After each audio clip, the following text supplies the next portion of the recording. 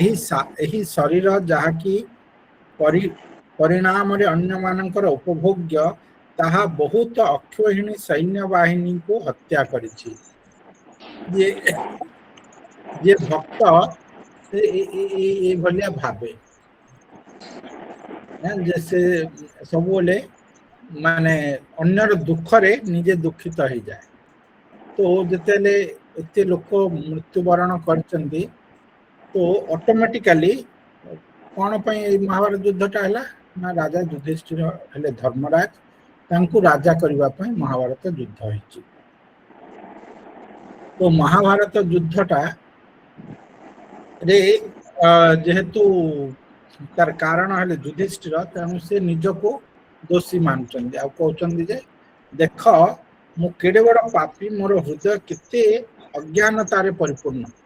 ସେ ହେଲେ ଧର୍ମରାଜ କିନ୍ତୁ ନିଜକୁ କେତେ ଅଜ୍ଞାନତାରେ ପରିପୂର୍ଣ୍ଣ ବୋଲି କହୁଛନ୍ତି, କାହିଁକି ନା ମୋରି ଯୋଗୁଁ ଆଜି ଏତେ ଲୋକଙ୍କର ମୃତ୍ୟୁ ହେଇଛି, ଏତେ ପରିବାରର ସୁଖ ସବୁ ଧ୍ୱଂସ ହେଇଯାଇଛି। ସେ ଯେତେ ସୈନ୍ୟ ମାନେ 64 କୋଟି ଲୋକ ଲଢିଥିଲେ, ମରିଥିଲେ ଲୋକ, ତ ସମସ୍ତଙ୍କର ପରିବାର ଥିଲା ନା ନାଇଁ? ସମସ୍ତଙ୍କର ପରିବାର ଥିଲା। କାହାର ଛୋଟ ଶିଶୁ ଥିବ, କାହାର ବଡ ଛୁଆ ଥିବ, ସମସ୍ତେ ନିଜ ମା ବାପା ମାନଙ୍କୁ ଖୋଜୁଥିବେ। ତ ଏଇ ଯୋଉ ଦୁଃଖଟା ସ୍ତ୍ରୀ ମାନେ ତାଙ୍କ ହଜବେଣ୍ଡ ମାନଙ୍କୁ ଖୋଜୁଥିବେ, କିଏ ନବବିବାହିତ ପୁରୁଣା ଥିବ, ହୁଏ ସେମ୍ ପରିସ୍ଥିତି। ତ ସେ ଏଇ ପରିସ୍ଥିତିଟା ସେ ତାର ମୂଳଟାକୁ ଯାଉଛନ୍ତି ଆଉ କହୁଛନ୍ତି ଯଦି ମୁଁ ହିଁ ରାଜା ହେବାକୁ ରେଡି ହେଇନଥାନ୍ତି ତାହେଲେ କେବେ ଏଇଟା ହେଇନଥାନ୍ତା।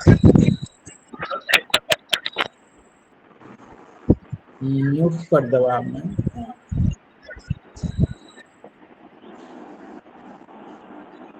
अनम्यूट रह जाए कार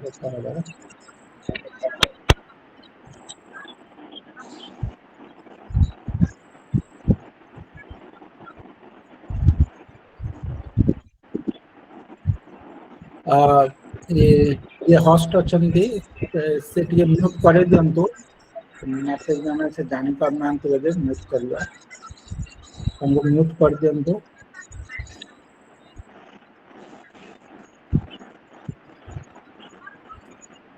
शांतनु प्रभु अपन अछंती जी,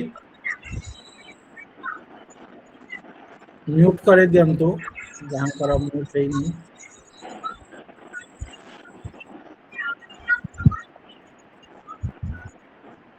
टिकी माता जी अपन म्यूट करंतु, आउ जने अछंती जहां म्यूट हेनी। हरे कृष्ण प्रभु जी, दंडवत प्रणाम। प्रणति माता। हाँ प्रणति माता जी अपन म्यूट करंतु, आपनकर येटा ऑन अछि। टिकी माता जी म्यूट हे लानी। प्रणति माता जी अपन म्यूट कर दियंतु आपनकर। कौन करिवे मते जणा नै मते। अच्छा अच्छा, एथिरे गोटे म्यूट पाई बटन आस्थिबो एमती माइक वलिया, ताको प्रेस कर देबे। हमर होस्ट से शांतनु प्रभु अपन अछंदी कि प्रणति माता जी म्यूट कर देबे। आज्ञा प्रभु जी समस्त म्यूट कर। हाँ हाँ ठीक है कर देबे, तो जानि पारना। तो एठे जेहेतु एते सब वार रे एते दुख आसे, तेणुकर कहुए वार रे कहीं केबे जीतवा लोक मध्य सुख पाएनि कि हारिबा लोक मध्य सुख पाए। तो जेहेतु वार रे एते दुख आसे सेति पई से युधिष्ठिर से निजको दोषी दौरान एते दुख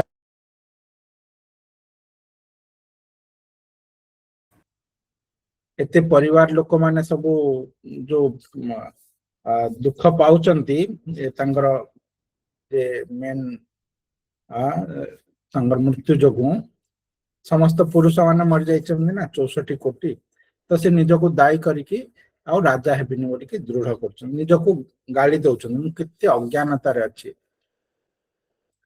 भावार्थ श्रील प्रभुपाद की जय।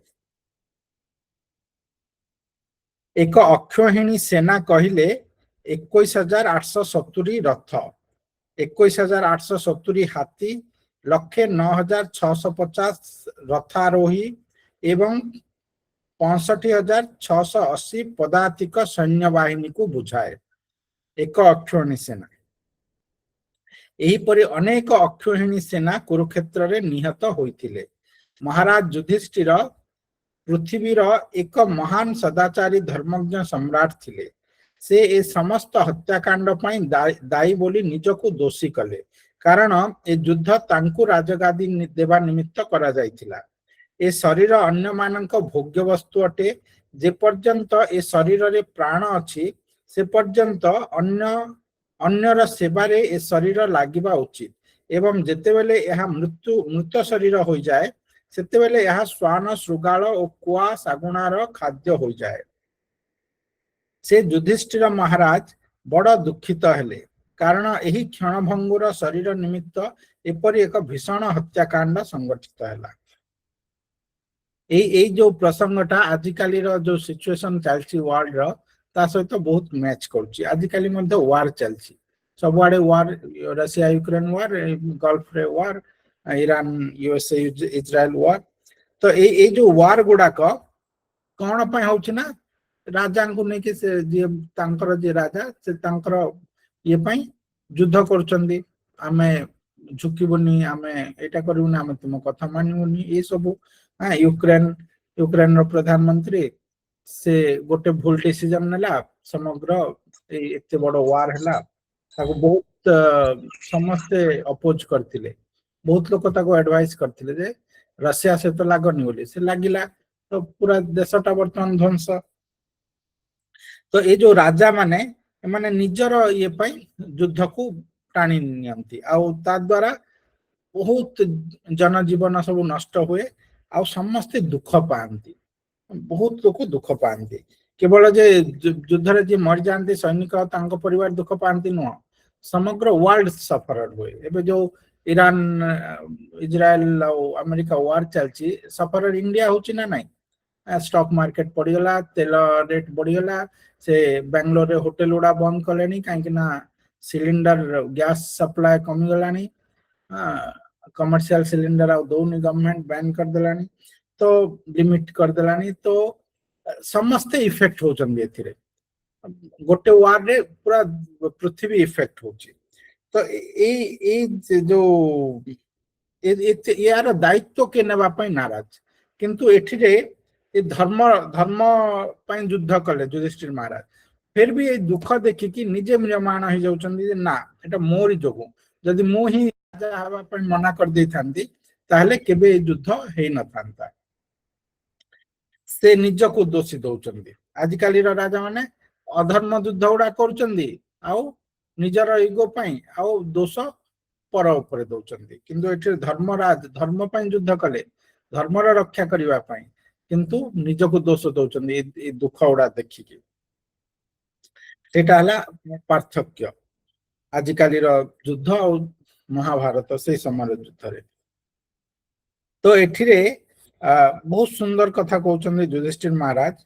जदि आमे क्षणिक समय पई भूल जिबा जे से धर्म पई युद्ध करथिले कि जा सेटा होटे सेकंड पार्ट। फर्स्ट पार्ट हला जे से ए जो युद्ध रे जो मरी गले लोक माने से जो दुखटा देखि कि महाभारत जदि हम पढ़िबा सेटे बहुत सुंदर वर्णना अछि ए जो युद्धर पर जो घटना उडा कर जे सबु समस्ते कुलर स्त्री माने राज स्त्री माने सबु युद्ध सरला परे 18 डेज परे कुरुक्षेत्र हो जाइछन्ते हस्तिनापुर। समस्ते गले कहीं निजर सब संबंध, निज कार हस्बैंड मरजी, कार पुत्र मरजी, समस्ते मर जाइछन्ते ना।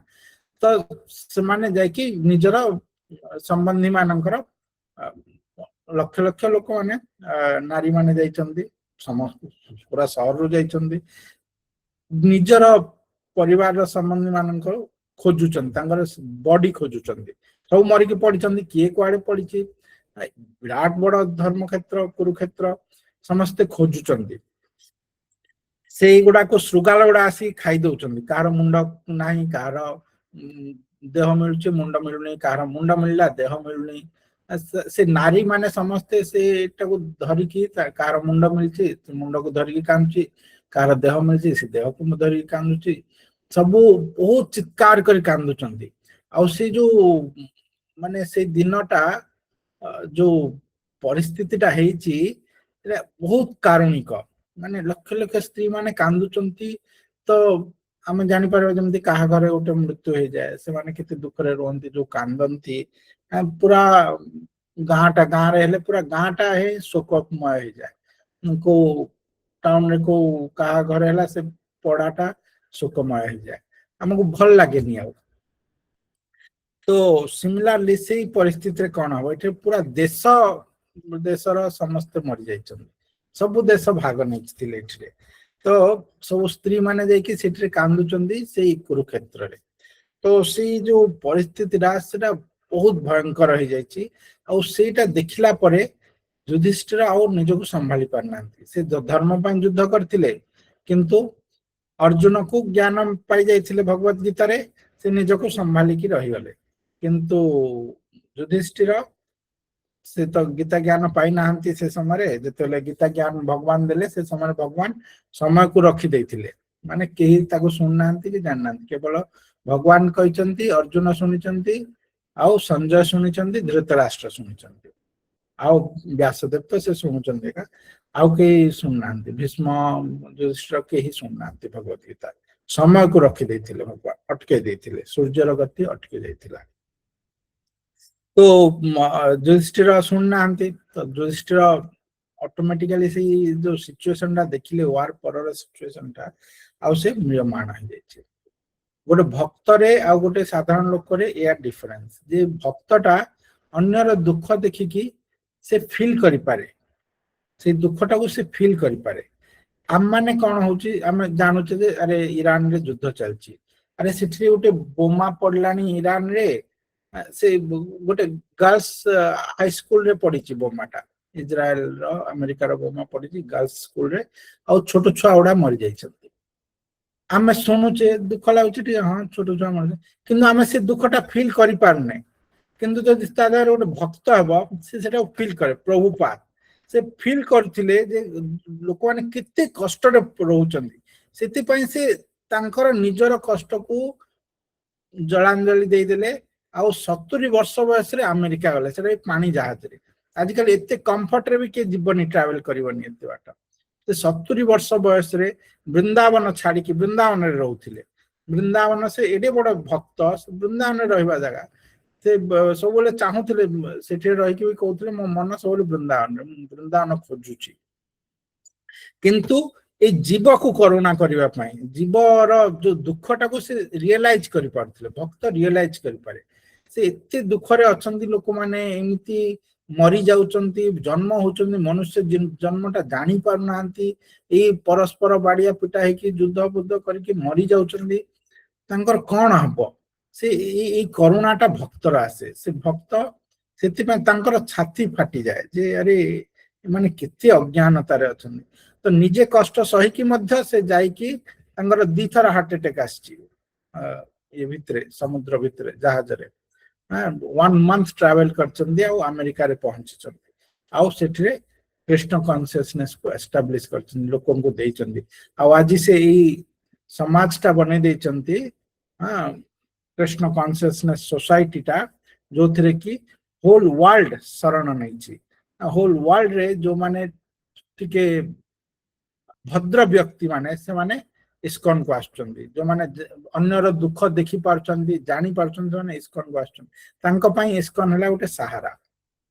ଆମେ ମାନେ ବାହାରେ ରହିପାରିବାନି, ବାହାରେ ଏତେ ହିଂସା, ଏତେ ଏନଭିୟସନେସ, ଦ୍ୱେଷ ଅନ୍ୟ ପ୍ରତି, କେତେ ତାଙ୍କ ସହିତ ଲଢିବ। ଯିଏ ଯଦି ଜାଣୁଛି ଯେ ମୋର ଜୀବନଟା ସ୍ୱଳ୍ପ ସମୟ ପାଇଁ ମତେ ମିଳିଛି, ମତେ ତାକୁ ପ୍ରପରଲି ୟୁଟିଲାଇଜ କରିବାର ଅଛି, ସେ କେବେ ବି ଏସବୁରେ ଯିବନି।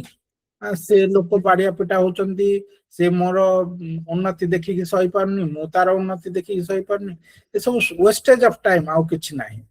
ତ ଯୋଉମାନେ ବି ଟିକେ ସାତ୍विକ ଗୁଣରେ ଥାନ୍ତି, ଯୋଉମାନେ ଟିକେ ଭକ୍ତିମୟ, ସେମାନେ ଏଇ ଲାଇଫକୁ ଚାହାନ୍ତିନି, ଶୋବାଜି ଲାଇଫ ୱାର୍ଲଡର, କେବଳ ପରନିନ୍ଦା, ପରସ୍ପର ଭିତରେ ଟଣା ଓଟରା, ଜୀବନଟା ୱେଷ୍ଟ ହଉଛି। ଖାଲି କେମିତି ଅଧିକା ଅଧିକା ପଇସା କମେଇବି, ଗଧ ଭଳିଆ ଖଟିକି ଆଉ ମରିଯିବି, ସବୁ ମରିଯିବା, ସେ ପଇସା ବି ଉପଭୋଗ କରିପାରିବାନି, କିନ୍ତୁ ଖଟିବା ଗଧ ଭଳିଆ, ଅନ୍ୟକୁ ଦୁଃଖ ଦେବି, ମୁଁ ଦୁଃଖ ପାଇବି। ସେଇ କାରଣ ସେଟା ଅଜ୍ଞାନତା, ତାମସିକ, ରାଜସିକ ଆଉ ତାମସିକ ଗୁଣ ଦ୍ୱାରା ଆମେ ପ୍ରଭାବିତ। ତ ଯୋଉମାନେ ଭକ୍ତ ନେଚରର, ଯୋଉମାନେ ଟିକେ ସାତ୍विକ ଗୁଣକୁ ଆସୁଛନ୍ତି, ସେମାନେ ଇସ୍କନ ଯୋଗୁଁ ତିଷ୍ଠି ଯାଇଛନ୍ତି। ଆମମାନେ ବାହାରେ ରହିପାରିବାନି, ବାହାର ଦୁନିଆ ଆମକୁ କେବେ ଶାନ୍ତି ଦେଇପାରିବନି। ଯେମିତି ଲୋକମାନେ ଅଶାନ୍ତିରେ ରହୁଛନ୍ତି, ଯୋଉମାନେ ତାମସିକ ଗୁଣରେ ଅଛନ୍ତି, ସେ କଣ ମାନେ ଯେମିତି ଦୁଃଖ ପାଇକି ମଧ୍ୟ ସେ କହୁଥିବେ ଯେ ଏଇଟା ହିଁ ଦୁନିଆ, ଏଇଟା ହିଁ ଇଏ, ସେ ଦୁଃଖ ପାଉଥିବେ କିନ୍ତୁ ଦୁଃଖକୁ ଛାଡୁ ନଥିବେ। ଯେମିତି ଉଦାହରଣ ଦିଆଯାଏ କ୍ୟାମଲ, ଓଟ।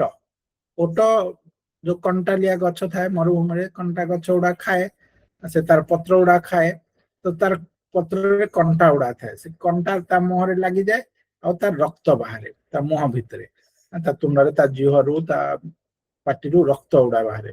ତ ସେ ରକ୍ତ ଗୁଡାକ ସେ ଯୋଉ ଖାଉଥାଏ, ସେ ଯୋଉ ପତ୍ର ଖାଉଥାଏ ତା ସହିତ ମିଶିକି ସେ ସେଟାକୁ ଖାଏ ଆଉ ତାକୁ ମିଠା ଲାଗେ। ତାକୁ ସେ ନିଜେ କଷ୍ଟ ପାଉଛି, ତା ଦେହ ଛିଲି ଗଲାଣି, ବହୁତ କଷ୍ଟ ପାଉଛି, କିନ୍ତୁ ସେ ତା ନିଜ ରକ୍ତ ଖାଉଛି ଆଉ ଖୁସି ହଉଛି। ତ ସିମିଲାରଲି ଆମର ଜୀବନଟା ସରି ଯାଉଛି, ମୃତ୍ୟୁ ଆଗରେ ଛିଡା ହେଇଛି, କିନ୍ତୁ ଆମେ ଦେଖିପାରୁନା, ଆମେ ପୁଣି ସେଇ ଇଏରେ ମାତିଛେ କେମିତି ଆହୁରି ଏନ୍ଜୟ କରିବା ପାଇଁ। ଏଇଟା ହେଲାନି, ସେଇ ୱେରେ ଏନ୍ଜୟ କରିବା, ସେଇ ୱେରେ ଏନ୍ଜୟ କରିବା। କୃଷ୍ଣ କଥା ଆଉ ଆମେ ଯୋଉଟା ଆମକୁ ଶାନ୍ତି ଦେବ, ମନୁଷ୍ୟ ଜୀବନକୁ ସଫଳ କରାଇ ପାରିବ, ଆମକୁ ସମସ୍ତ ଆଉ କିଛି ଚିନ୍ତା ନା ରହିଲ ଆର, ଭକ୍ତି ବିନୋଦ ଠାକୁର ଲେଖିଛନ୍ତି ନା, ଦୁଃଖ ଦୂରେ ଗେଲ, ଚିନ୍ତା ନା ରହିଲ, ଚୌଦିକି ଆନନ୍ଦ ଦେଖି। ଭକ୍ତି ବିନୋଦ ଠାକୁର ଲେଖିଛନ୍ତି ଯେତେବେଳେ ଆମେ ଭକ୍ତ ହେଇଯିବା, କଣ ଦୁଃଖ ଦୂରେ ଗେଲ, ଆଉ ଦୁଃଖ ରହିବନି, ଏଇ ଯୋଉ ଷ୍ଟ୍ରଗଲ ଫର ଏକ୍ଜିଷ୍ଟେନ୍ସ ରହିବନି ଭକ୍ତ ପାଇଁ। ଦୁଃଖ ଦୂରେ ଗଲ, ଚିନ୍ତା ନା ରହିଲା, ଆଉ କିଛି ଚିନ୍ତା ରହିବନି। ଏବେ ଯୋଉ ଆମର ହଜାରେ ଚିନ୍ତା ଅଛି, କେମିତି ଘର ଚଲେଇବି, କେମିତି ନିଜକୁ ଚଲେଇବି, କେମିତି ପୁଅର ଏଜୁକେସନ, କେମିତି ବାପା ମାଙ୍କର ଇଏ ହସ୍ପିଟାଲାଇଜେସନ, ମୋର ରୋଗ, ଇଏ ଓ ହଜାରେ ଚିନ୍ତା ଭିତରେ ଆମେ ଘୁରୁଛେ। କିନ୍ତୁ ଯେତେବେଳେ ଆମେ ଭକ୍ତ ହେଇଯିବା, କିଛି ଚିନ୍ତା ରହିବନି, କାହିଁକି ନା ଗୋଟେ ହିଁ ଚିନ୍ତା, କୃଷ୍ଣ ଚିନ୍ତା। ଯାହା ହେବ କୃଷ୍ଣ କରିବେ, ପୂର୍ଣ୍ଣ ଶରଣାଗତ। ତ ଆଉ ଚିନ୍ତା ରହିବନି, ଭୟ ରହିବନି, କିଛି ଭୟ ନାହିଁ, ମୃତ୍ୟୁର ଭୟ ବି ରହିବନି। ଚୌଦିକେ ଆନନ୍ଦ ଦେଖି, ସେତେବେଳେ ଆମେ ସବୁଆଡେ କେବଳ 14 ଦିଗରେ, 4 ଦିଗରେ, 14 ଦିଗରେ ସବୁଆଡେ ଆମେ କେବଳ ଆନନ୍ଦ ଦେଖିବା, ଆଉ ଦୁଃଖ ନଥିବ। ତ ସେଇଟା ଆମେ ଏଇ ଯୋଉ ସୋସାଇଟି ପ୍ରଭୁପାତ କରିଛନ୍ତି ଆମମାନଙ୍କ ପାଇଁ, ସେଇଟା ଦେବା ପାଇଁ, ସେଇ ଆନନ୍ଦ ଦେବା ପାଇଁ। ଯୋଉମାନେ ସେଇଟା ଖୋଜୁଛନ୍ତି, ଯୋଉମାନେ ଟିକେ ଜ୍ଞାନୀ, ସେମାନେ ଏଇଟାକୁ ଧରୁଛନ୍ତି। ଆଉ ନହେଲେ ତାମସିକ ଗୁଣରେ ରହିକି ସେ ମରିଲା ମୁଁ ମରିବି, ଏମିତି ବାଡିଆ ପିଟା ହେଇକି ମରିବୁ, ଏଇ ସବୁରେ ଚାଲିଛି ଜୀବନ। ଦେଖୁନାହାନ୍ତି କେମିତି ଯୁଦ୍ଧ, କେତେ କଷ୍ଟ ପାଉଛନ୍ତି। ତ ଆମେ କହୁଥିଲେ ଯେ ସେ ଯୋଉ ଛୁଆ ଗୁଡାକ ମରିଗଲେ, କି କେତେ ଲୋକ ମରୁଛନ୍ତି, କେତେ ପରିବାର ଧ୍ୱଂସ ହଉଛି। ତ ସେଇ ଦୁଃଖ ଗୁଡାକ ଆମେ ଫିଲ୍ କରିପାରୁନେ। ଆମର ନିଜର ସହିତ କଣ ହେଲେ ଆମେ ଫିଲ୍ କରୁ, କେତେ ଦୁଃଖ, କେତେ କଷ୍ଟ, ଭାଙ୍ଗି ପଡିଲେ, ଦୁନିଆଟା ଶୂନ୍ୟ ଲାଗିଲା, ନିଜ ପାଇଁ ହେଲେ। କିନ୍ତୁ ଯିଏ ଭକ୍ତ, ସେ ଅନ୍ୟର ଦୁଃଖ ବି ଦେଖିପାରେ। ଗୋଟେ ପିମ୍ପୁଡି ମରିଗଲେ ମଧ୍ୟ ତାକୁ ସେଇ ଦୁଃଖଟା ଲାଗିବ, ଯେମିତି ନିଜେ ମରିଗଲା ଭଳିଆ। ପ୍ରଭୁପାଦ ଗୁରୁଦେବ ମାନେ ଦେଖୁଥିଲେ ଦୁନିଆର ଦୁଃଖଟା, ଲୋକମାନେ କେତେ କଷ୍ଟରେ ଅଛନ୍ତି, ସେ ସେଟାକୁ ସହି ନ ପାରିକି ସେ ପ୍ରିଚିଂ କୁ ଗଲେ, ଲୋକଙ୍କୁ କୃଷ୍ଣ ଚେତନାଟା ଦେଲେ, କାରଣ ସେ ଅନ୍ୟର ଦୁଃଖ ଦେଖି ପାରୁଥିଲେ, ଅନ୍ୟର ଦୁଃଖରେ ସେମାନେ ଦୁଃଖୀ। ସେ ହେଲା ବୈଷ୍ଣବ। ତ ଯୁଧିଷ୍ଠିର ମହାରାଜ ହେଲେ ସେମିତିଆ ବୈଷ୍ଣବ। ସେ ତେଣୁ କରି ସେ ଜଣେ କହନ୍ତା, ମୁଁ ତ ଧର୍ମ ପାଇଁ ଯୁଦ୍ଧ କଲି, ରାଜା ହେଲି, ହେଲା, ସରିଲା। କିନ୍ତୁ ନା, ସେ ଆଉ ରାଜା ହେବିନି କହିଲେ। କାହିଁକି ନା ସେ ଅନ୍ୟର ଦୁଃଖ ଗୁଡାକ, ଏଇ ଯୋଉ ଲୋକ ଗୁଡା ଏତେ କଷ୍ଟ ପାଉଛନ୍ତି, ତାଙ୍କ ମୁରବୀ ସବୁ ମରିଯାଇଛନ୍ତି, ପରିବାରର କାହାର ବାପା ମରିଛି, କାହାର ପତି ମରିଛି, କାହାର ପୁତ୍ର ମରିଛି, ସେ ଯୋଉ ଦୁଃଖ ଗୁଡାକ ସେ ଦେଖିକି, ସେ ଚିତ୍କାର ଗୁଡା ଶୁଣିକି ସେ ଏତେ ମାନେ ଭାଙ୍ଗି ପଡିଛନ୍ତି, କାହିଁକି ନା ସେ ଦୁଃଖକୁ ସେ ଅନୁଭବ କରିପାରୁଛନ୍ତି, ସେ ରିଏଲାଇଜ କରୁଛନ୍ତି ସେ ଦୁଃଖକୁ। ସେଥିପାଇଁ ତ ଏଠିରେ ଶ୍ରୀଲ ପ୍ରଭୁପାଦ ଦେଖୁଛନ୍ତି ଯେ କଣ କହୁଛନ୍ତି ଯୁଧିଷ୍ଠିର ମହାରାଜ, ଯେ ରାଜା ଯୁଧିଷ୍ଠିର କହିଲେ आहा मु महान पापी अटे देख मोर हृदय किपरि अज्ञानतारे परिपूर्ण एही शरीर जहाँकि परिणाम रे अन्य मानकर उपभोग्य मु कौन अच्छा मु कौन पाई एतिकी युद्ध कली एते जो लोक 64 कोटी लोक मरले तांको परिवार ध्वंस हैला सेटा कौन पाई हैला ना मु राजा हेबी बोली मु सुख पाइबी बोली कि तो मु जो सुख पाई एटा कली से निजको दायी करचंती मु जो सुख पाई ये कली मु ए शरीर केते दिन सुख पाई परिबी एनी मोमेंट मृत्यु आसीबो मते दिने सब छाडी के जिबार अछि तो मु कोनटा सुख पाइबी एथिरे मु आउ किछि सुख नाही ए शरीर पाई मु एते कली किंतु ए शरीर ही मोर नुह एनी मोमेंट एटा पळेबो आउ मृत्यु परे एटा अन्य रही जिवो हां जदि आमे बाहर कोठी मले ताले से सुगाल ए सागुणा हां आजकल तो सागुणा भी नाहंती ए माने सब खाइबे हम शरीर को आउ जदि आमे घर भितर मले ताले पोता हेले सब कुर्मी उडा खाइबे पोड़ा हेले से सब ये खाइबे अस्थि पस्थि सब सब कुर्मी एमानकर जीव ए शरीरटा तांको पई कुकुर सुगाल पई आउ ए शरीरटा तो मोर भी नुह तो मु ए शरीर पई एते लोक को दुख देली ए जिनिस जो भागवतम टा जदि माने पढ़नते जो ट्रम्प पढ़ंता कि यूक्रेन रशिया रो लोक उडा रशियन उडा पढुछन पुतिन पढुनी बोधे ताको हम प्रधानमंत्री देइथिले भगवत गीता ट्रम्प को भी देइछन पुतिन को भी देइछन कि पढु नांती पढिले एमते कार्य उडा करनते ना सब ध्वंस कर चलछन खाली तो एमाननको एटा गोटे भल कर प्रधानमंत्री मोदी जे समस्त बांटुचंद गीताटा आ गीता नहीं कि से पढ़ते बोले युद्ध गुड़ा कि हुआनी पढ़ु ना खाली नहीं कि रखी दौरान से युद्ध सब ए जगत रे चलची आउ खाली से देश युद्ध कर कष्ट पाऊना पूरा पृथ्वी कष्ट पाउची वर्तमान इंडिया भी कष्ट पाइलानी से तारीफ बढ़लानी ये सिलिंडर बंद है आउ आउ केते मास युद्ध चलिबो ताले घोर संकट गुड़ा आसीबो इंडिया को भी आसीबो तेल संकट ये ओ सब सब चलिबो एबे तो ताठर भल से माने गीताटा तांगो पाखरे अच्छी दिया हिची तांगो पढ़न्ते तो ये गुड़ा कही सेति पई प्रभुपाद ए मूवमेंट स्टार्ट करथिले आउ ए जदी वर्ल्ड लीडर माने ए मूवमेंट को ग्रहण करिवे कृष्ण कॉन्शियसनेस को ग्रहण करिवे ताहले चौदिगे आनंद देखिए चारिआडे केवल आनंद हो युद्ध एगुड़ा किछि रहिबन कहीं ना समस्ते जानी पारिबे शरीर मूल्यटा ए शरीर अन्य पाई मो पाई नुह मु एबे बसछि किंतु आउ किछि वर्ष परे ये कुकुर सुगाल गुड़ा खाइबे मो शरीरटा कुर्मी माने खाइबे तांकर मल द्वार रे बाहरिबो झाड़ा हिकी मोर मोर ए शरीरटा तो ए शरीर कौन स्थिति या पाई मु काहे कि एते करबी ताठर भलो मु निजे मरि जाए अर्जुन जेमति कहउथिले मु निजे शरीर छाड़ देबी कौन अछि से माने आसी मते मार देले मार दियंतु किंतु मु काहे कि मारिबी भक्त अर्जुन भक्त ना तो भक्त सेमतिया भाबे अन्यर दुख रे दुखी तो एठिरे एते अक्षौहिणी सेना गुड़ा मृत्युवरण करचंदी केते अक्षौहिणी थिले के जानिचंती महाभारत द्वारे केते अक्षौहिणी थिले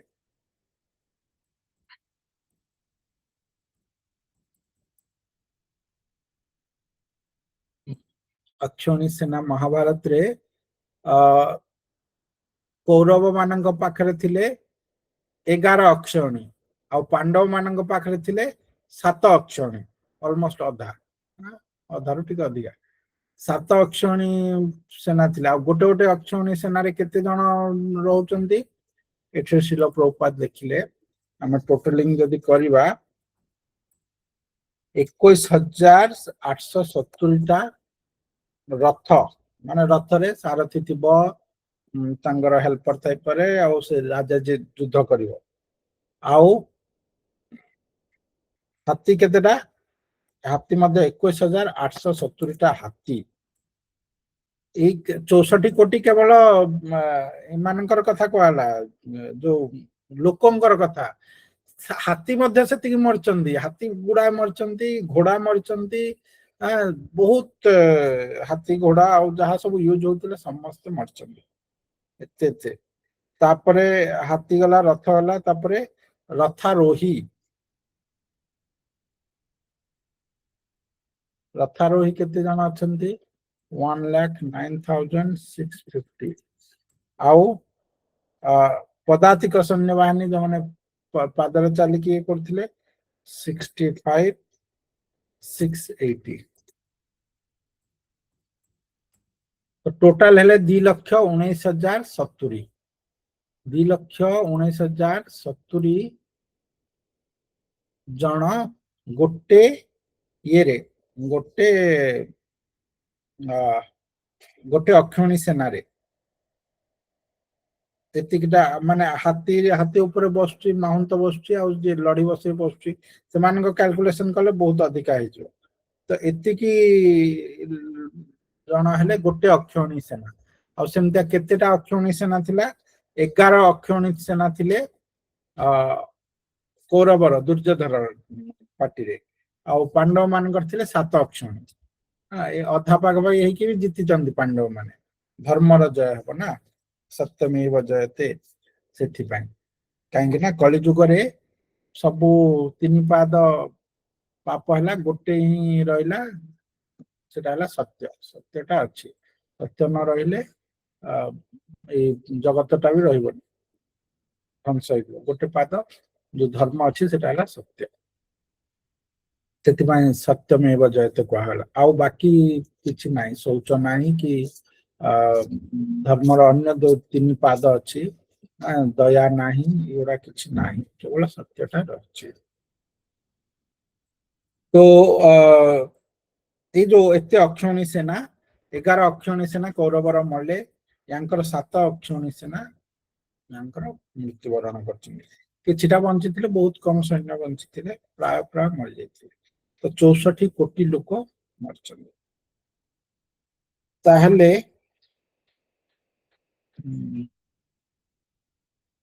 एटा हला भक्त आउ भक्तर चिंताधारा जदि ए राजा जदि युधिष्ठिर भलिया राजा हेबे ताले युद्ध केबे हेबनी सब बेले धर्म रे लोक रहिबे आ समस्ते शांति रे सुख रे रहिबे ठीक अछि आज हमर समय हे जायछि कहार किछि प्रश्न अछि के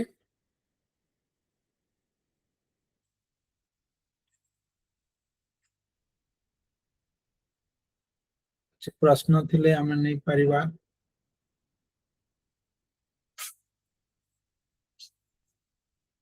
समस्त सब जिनिस बुझी पारुचंदी